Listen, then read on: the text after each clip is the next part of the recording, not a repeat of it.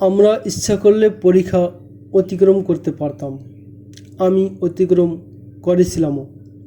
ইকরামাও ওপারে গিয়েছিল।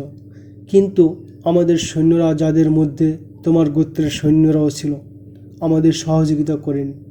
দূরে দাঁড়িয়ে তামাশা দেখতে থাকে। দুঃখের কথা আর কি বলবো। মদিনা থেকে সর্বপ্রথম যে ব্যক্তি পশ্চাদপসরণ করে, সে লোকটি ছিল আমাদের সম্মিলিত বাহিনীর সর্বাধিনায়ক আবু সুফিয়ান। আমার বাহুতে এখন আর বল নেই ইবনে ওলীদ। আবু জুরাইজ দুর্বলতার কারণে কম্পমান একটি হাত খালিদের সম্মুখে তুলে ধরে বলে, শরীরে একটু শক্তি থাকলেও আমি সে যুদ্ধে নিজ গোত্রের সাথে থাকতাম। যেদিন আমার গোত্র মদিনা থেকে পশ্চাদপসরণ করে ফিরে আসে, সেদিন আমি কেঁদেছিলাম। যদি কাব বিন আসাদ গাদ্দারি না করতো এবং মদিনায় 3-4টি গেরিলা আক্রমণ চালাতো, তাহলে বিজয় নিশ্চিত আমাদেরই হতো। খালিদ উত্তেজিত হয়ে ওঠেন। তিনি আবু জুরাইজের প্রতি ক্রোধের দৃষ্টিতে তাকান এবং চুপ থাকেন। ইউহাওয়া নাম্নী এক ইহুদি নারী জারিজ বিন মুসাইব নামক তোমার এক গোত্রের এক ব্যক্তিকে মুহাম্মদ সাল্লাল্লাহু আলাইহি সাল্লামকে হত্যা করার উদ্দেশ্যে প্রস্তুত করার ঘটনা তুমি শুনেছ? আবু জুরাইজ জিজ্ঞেস করে। হ্যাঁ, খালিদ মাথা নেড়ে সায় দিয়ে বলেন, শুনেছি। বড় লজ্জা করে যখন শুনি জারিদ আমার গোত্রের লোক ছিল। এখন সে কোথায়? 1 বছরেরও বেশি হয়ে গেল, তার কোনো খোঁজ নেই। শুনেছি ইউহাওয়া তাকে সাথে করে ইহুদি জাদুঘর লাইস বিন মোশানের নিকট নিয়ে গিয়েছিল। মোশান মুহাম্মদ সাল্লাল্লাহু আলাইহি সাল্লামকে হত্যার জন্য উপযুক্ত প্রশিক্ষণ দিয়ে তাকে গড়ে তোলে। কিন্তু মুসলমানদের তরবারির সামনে লাইসের জাদু অসহায় হয়ে পড়ে। মুসলিম বাহিনী খন্দক হতে ফিরে সোজা বনু কুরাইজার বসতি অবরোধ করার সময় লাইস, ইউহাওয়া ও জারিদ সেখানে ছিল। কাব বিন আসাদের সহযোগিতায় এ 3 জন জানালা পথে সরে পড়তে সক্ষম হয়। এরপরে আর কি হলো জানি না। জানালা পথে 3 জন বের হলেও 2 জন পালিয়ে যেতে সক্ষম হয়। আবু জুরাইজ পরবর্তী ঘটনা জানায়।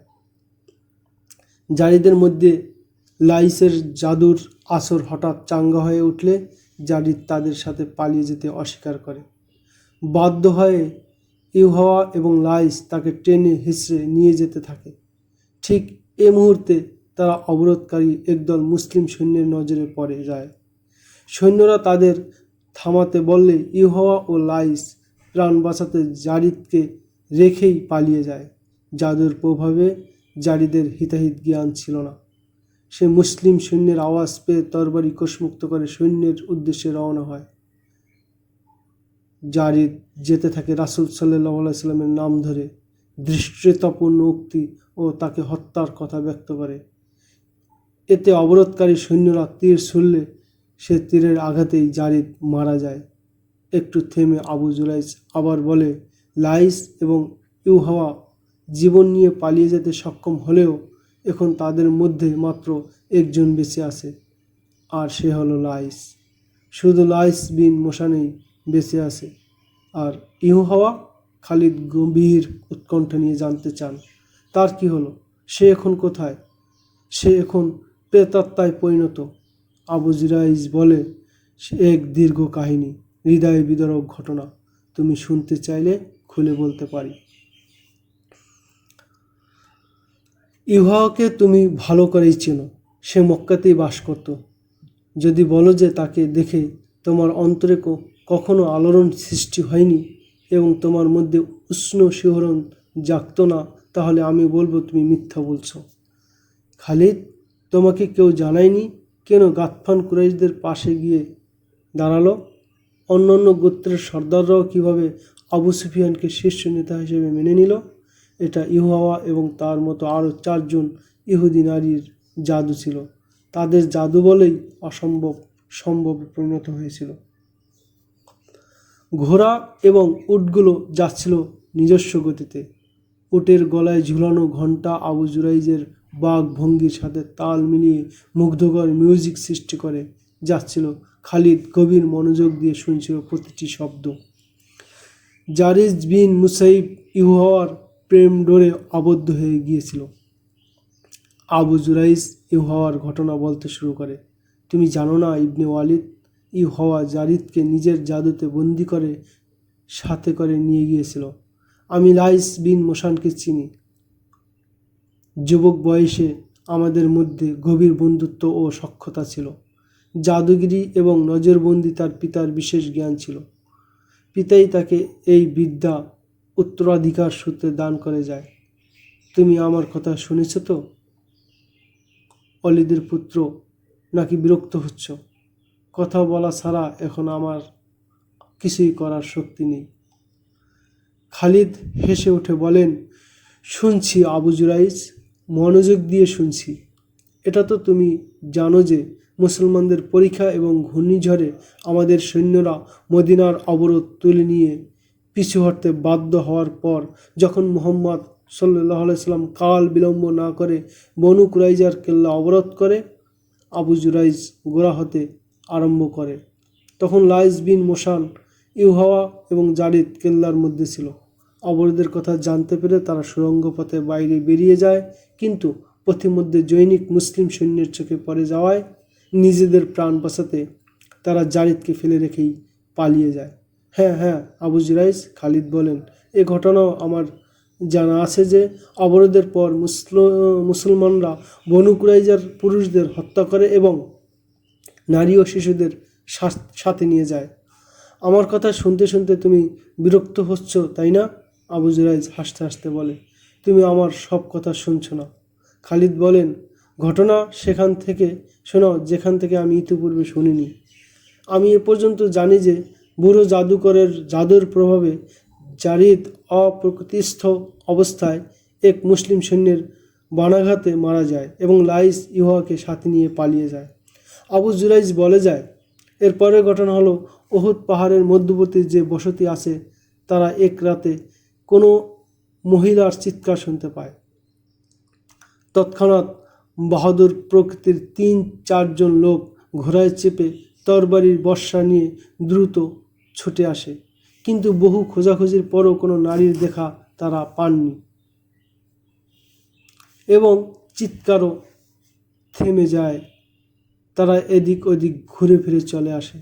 চিৎকার মরুভূমির কোনো শিয়াল কিংবা বাঘেরও তো হতে পারে। খালিদ মাঝখানে বলে ওঠে, বাঘ এবং নারীর চিৎকারের মধ্যে যথেষ্ট পার্থক্য রয়েছে। আবু জুরাইজ বলে, লোকজন এটাকে কোনো মজলুম নারীর আর্তচিৎকার ভেবেছিল। তারা শেষে এই ভেবে ক্ষান্ত হয়ে যায় যে হয়তো ডাকাতেরা কোনো নারীকে অপহরণ করে নিয়ে গিয়ে থাকবে, কিংবা সে কোনো জালেম স্বামীর স্ত্রী হবে। সফরে যাওয়ার সময় স্বামীর জুলুম সইতে না পেরে এমন চিৎকার করে ওঠে। কিন্তু এই একই চিৎকার পরের রজনীতে আরেক এলাকায় শোনা যায়। সেখানকার কিছু লোকও চিৎকার শুনে ছুটে যায়, কিন্তু তাদের চোখেও কিছু পড়েনি। এরপর দ্বিতীয়, তৃতীয় রজনীতেও থেকে থেকে এমনি নারীর চিৎকার শোনা যেত এবং রাতের নিস্তব্ধতার মধ্যে একসময় হারিয়ে যেত। তারপর পাহাড়ি লোকেরা আরও জানায় যে পরে আর্তচিৎকারের সাথে সাথে নারীর এ করুণ ডাকও ভেসে আসতে থাকে, জারিদ, তুমি কোথায়? এসো প্রিয়তম, আমি তোমার অপেক্ষায়। সেখানকার লোকেরা জারিদ নামে কাউকে চিনত না। এলাকার প্রধান লোকদের মন্তব্য যে এটা কোনো পুরুষের প্রেতাত্মা হবে যা নারীরূপে চিৎকার করে ফিরছে। আবু জুরাইজের বলার ভঙ্গিতে দারুণ আকর্ষণ ছিল, যে কাউকেই সহজেই প্রভাবিত করত। কিন্তু খালিদের চেহারাতে কোনো প্রতিক্রিয়া দেখা যায় না। লোকজন ওই রাস্তায় চলাচল করা ছেড়ে দিয়েছে যেখানে এই চিৎকার শোনা যেত। আবু জুরাইজ বলে, একদিন এক আশ্চর্য ঘটনা ঘটে। দীর্ঘ ভ্রমণরত 2 ঘোড়া সওয়ার দ্রুত অশ্ব ছুটিয়ে এক লোকালয়ে পৌঁছে।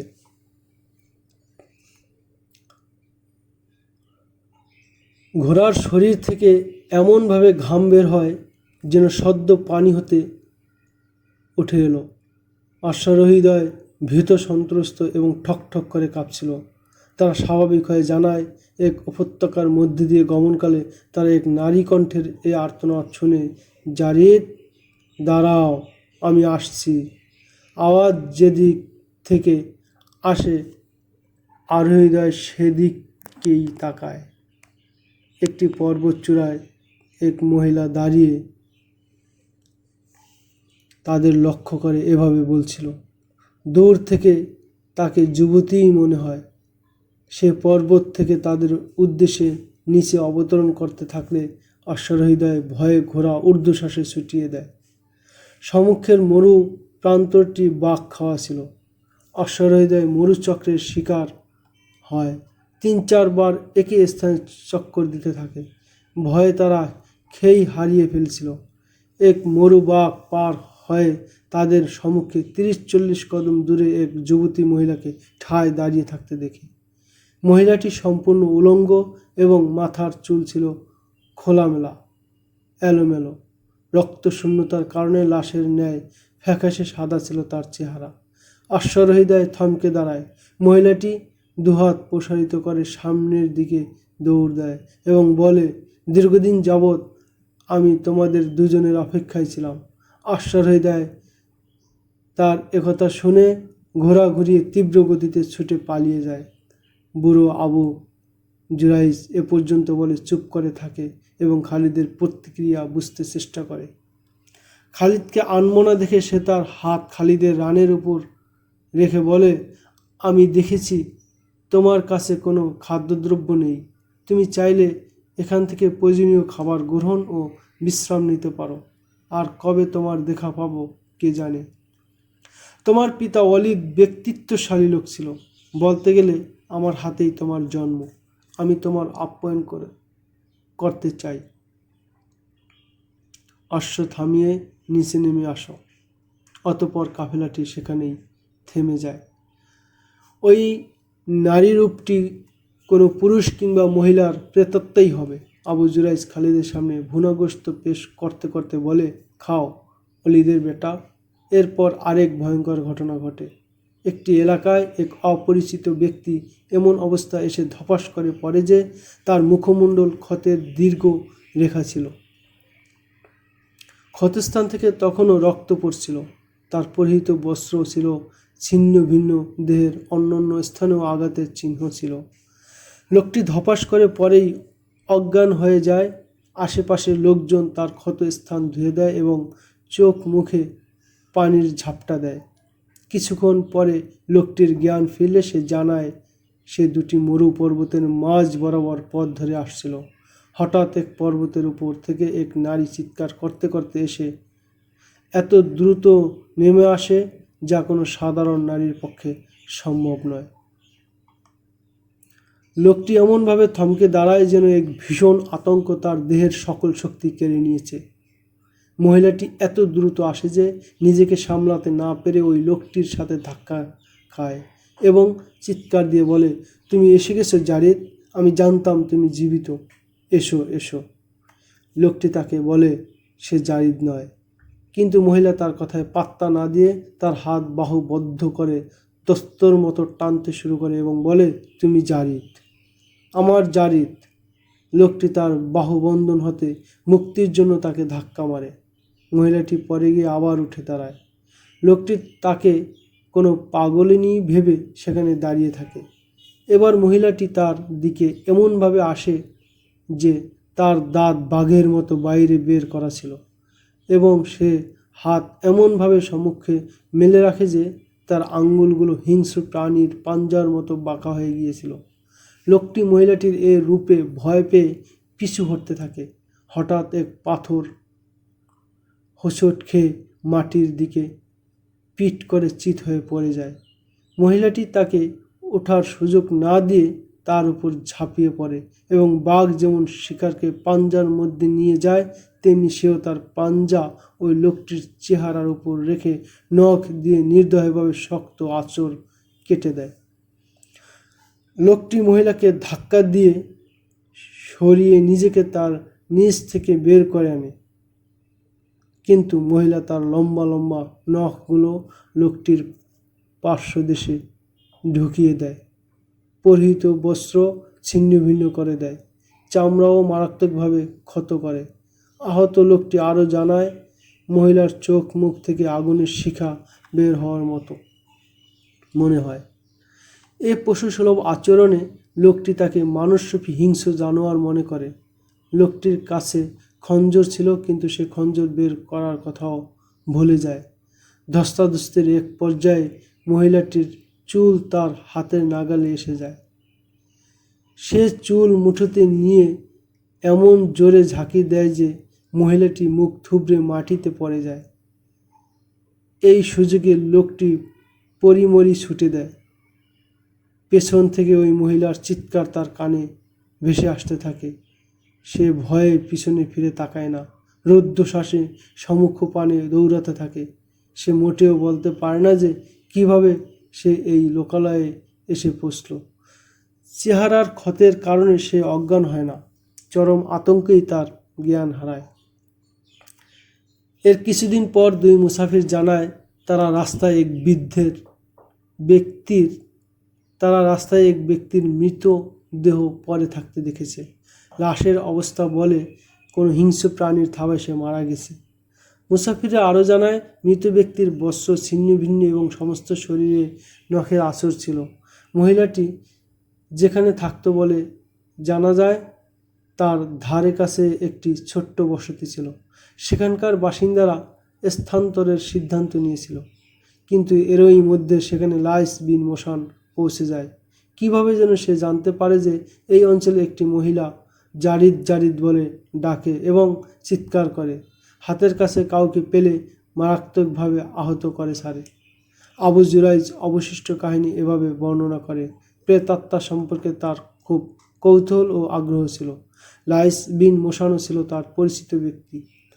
সে যখন জানতে পারে যে এই ইহুদি জাদুকর প্রেতাত্মার ঘটনাস্থলে গিয়েছে, তখন সেও ঘোড়ায় চড়ে সেখানে যায়। 2-3 এলাকায় জিজ্ঞেস করতে করতে সে ওই এলাকায় উপস্থিত হয় যেখানে লাইস পূর্বেই এসেছিল। আবু জুরাইজ বুড়ো লাইস দাঁড়িয়ে হস্ত প্রসারিত করতে করতে বলে, তুমি এখানে কি করে এলে? আমি এই সংবাদ শুনেছি যে তুমি ওই প্রেতাত্মাকে বাগে আনতে এখানে এসেছ। আবু জুরাইজ বলে, আমি যা শুনেছি তা কি সত্য যে এটা প্রেতাত্মা হোক বা অন্য কিছু হোক, 2-3 জন লোককে মারাত্মক আহত করেছে। সে প্রেতাত্মা নয় দোস্ত। লাইস বিন মোশান কথাটি অত্যন্ত ভারাক্রান্ত আওয়াজে বলে। সে জিউসের খাঁটি প্রেমিক এক যুবতী। সে নিজের জীবন যৌবন সবকিছু ইহুদি স্বার্থে ওয়াকফ করে রেখেছিল। হতভাগীর নাম ইউহাওয়া। আমি মক্কাতে কয়েকবার তাকে দেখেছি, আবু জুরাইজ বলে। তার কিছু সত্য মিথ্যা ঘটনাও শুনেছি। এর মধ্যে এটাও রয়েছে যে সে জারিদ নামক এক কুরাইশকে তোমার কাছে নিয়ে গিয়ে মুহাম্মদ সাল্লাল্লাহু আলাইহি সাল্লামকে হত্যার জন্য তৈরি করছিল। আমি এটাও শুনেছি যে তুমি এবং ইউহাওয়া মুসলমানদের অবরোধ থেকে পালিয়ে গিয়েছিলে আর জারিদ পিছনে থেকে যায়।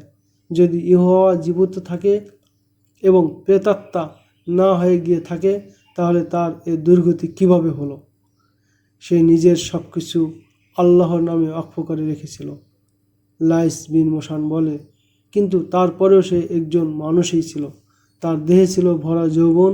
সেই যৌবনের তুফানের কাছে পরাজিত হয়।